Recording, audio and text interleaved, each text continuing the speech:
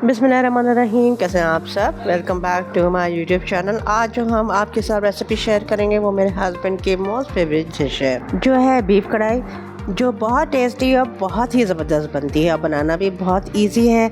आपने वीडियो को मुकम्मल देखना है, वीडियो को आपने स्किप नहीं करना। इंशाल्लाह आपको ये रेसिपी पसंद आएगी। आपको रेसिपी पसंद आए तो लाइक भी क्या करें और शेयर भी क्या करें अपने फैमिली मेम्बर्स के साथ। तो फिर देर के इस बात की बनाना स्टार्ट करते हैं इस टेस्टी और मज़ेदार सी बीफ कढ़ाई की रेसिपी। तो सबसे पहले पॉट में डालेंगे 1 कप ऑयल। आप लोग घी का भी इस्तेमाल कर सकते हैं। बीफ कढ़ाई बनाने के लिए यहाँ मैंने बीफ ले लिया है, बड़े का गोश्त है। आप चाहे तो मटन का भी इस्तेमाल कर सकते हैं। और ये बोन और बोनलेस दोनों है, मिक्स है और इसका वज़न है 800 ग्राम। गोश्त को पॉट में डाल देंगे। गोश्त को इतना भूनेंगे कि इसके ऊपर एक गोल्डन ब्राउन कलर आ जाए। तकरीबन 8 से 10 मिनट लगेंगे इसको भूनने में। बीफ का जो अपना कुदरती पानी होता है उसे ड्राई करना है, जिससे हमारी बीफ कढ़ाई बहुत ही टेस्टी और ज़बरदस्त बनेगी। इस रेसिपी के लिए मैं बोन्स और बोनलेस का इस्तेमाल कर रही हूँ। आप चाहे तो बोनलेस गोश्त का भी इस्तेमाल कर सकते हैं। तो अब आप देख सकते हैं कि जितना भी पानी था वो ड्राई हो गया है बीफ का, और हमारे बीफ के ऊपर एक अच्छा सा गोल्डन कलर आ गया है। तो गोश्त पर एक अच्छा गोल्डन कलर आ चुका है। तो इसमें डालेंगे लहसुन का पेस्ट 1 टेबलस्पून। अदरक का पेस्ट हम इस टाइम नहीं डालेंगे, इसे हम बाद में शामिल करेंगे। तकरीबन 1 से 2 मिनट इसे भुनेंगे बीफ के साथ। तो अब हम इसमें मसाले शामिल करेंगे, जिसमें है 3 टीस्पून सूखी लाल मिर्च, 1 टीस्पून हल्दी पाउडर, 1 टीस्पून जीरा पाउडर, 1 टेबलस्पून पिसा हुआ खुश्क धनिया और नमक। ये तमाम मसाले हम बीफ में शामिल कर देंगे और शामिल करने के बाद 3 से 4 मिनट के लिए इसे भी भूनेंगे। और साथ में थोड़ा थोड़ा पानी भी डालते रहेंगे ताकि मसाले बर्न ना हो जाए। तो मेरी प्यारी बहनों भाइयों, आपने ये रेसिपी घर में ज़रूर ट्राई करनी है और फिर मुझे कमेंट में ज़रूर बताइएगा, ज़रूर फीडबैक दीजिएगा कि ये रेसिपी आप लोगों को कैसे लगी। तो मसाले अच्छी तरह से भुन चुके हैं। तो अब हम इसमें डालेंगे टमाटर, तकरीबन 600 ग्राम। टमाटरों को हमने दरमियान से कट कर लिया है। अब हम पॉट को कवर कर देंगे ताकि टमाटर की स्किन नरम हो जाए। तकरीबन 5 से 6 मिनट बाद हमने इसका कवर हटाया है। अब इस तरह से इनकी स्किन उतार लेंगे। इस तरह से स्किन उतार लेने से टमाटर बहुत जल्दी मिक्स हो जाएंगे। स्किन उतारने के बाद अब चम्मच की मदद से टमाटर को मैश करेंगे। इस तरह से टमाटर मिक्स भी हो जाएंगे और जल्दी गल भी जाएंगे। इस तरह से मिक्स करते हुए 5 मिनट के लिए भून लेंगे। जैसे जैसे हम भून रहे हैं हमारी कढ़ाई की लुक इतनी ज़बरदस्त होती जा रही है।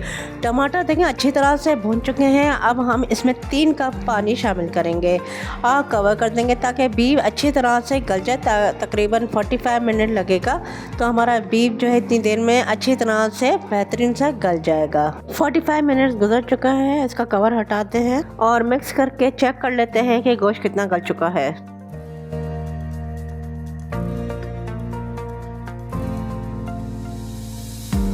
चलो जी, माशाल्लाह से आप लोग देख सकते हैं गोश्त बहुत अच्छी तरीके से गल चुका है। अब इसमें डाल देंगे दही। दही मैंने 2 टेबलस्पून लिया था, जिसको मैंने 4 टेबलस्पून पानी डालकर मिक्स कर लिया है। ये शामिल कर दूंगी। दही को हमें इतना चलाना है कि दही हमारा मिक्स हो जाए। और जब दही हमारा अच्छे तरीके से मिक्स हो जाएगा तो इसमें मैं शामिल कर दूंगी 1 टीस्पून अदरक का पेस्ट और 1 टीस्पून हरी मिर्चों का पेस्ट। ये 2 चीज़ें बाद में डालने से आप यकीन करें इसमें बहुत ही डिफरेंट और बहुत ज़बरदस्त फ्लेवर आएगा। ये एकदम ऑथेंटिक बीफ कढ़ाई की रेसिपी है।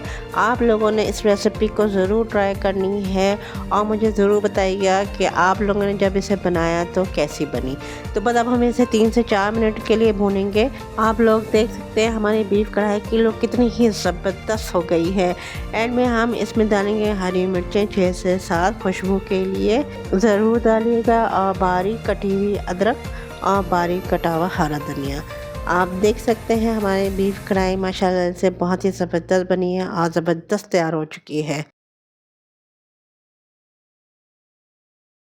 बिस्मिल्लाहिर्रहमानिर्रहीम। कढ़ाई हमारी तैयार है। तो हम इसको थोड़ी सी गार्निश कर लेते हैं। लेमन। तो अब हम देखते हैं। ये देखें, उफ, ये देखें माशाल्लाह बिल्कुल गोश्त गल गया है, बहुत ही ज़बरदस्त। बिस्मिल्लाह। लाजवाब टेस्ट है, लाजवाब टेस्ट। ट्राई करें इस रेसिपी को। ये रेसिपी अगर आप लोगों ने बना ली ना तो फिर ये है कि आप लोगों को जो है बाहर से मंगवाने की ज़रूरत नहीं पड़ेगी।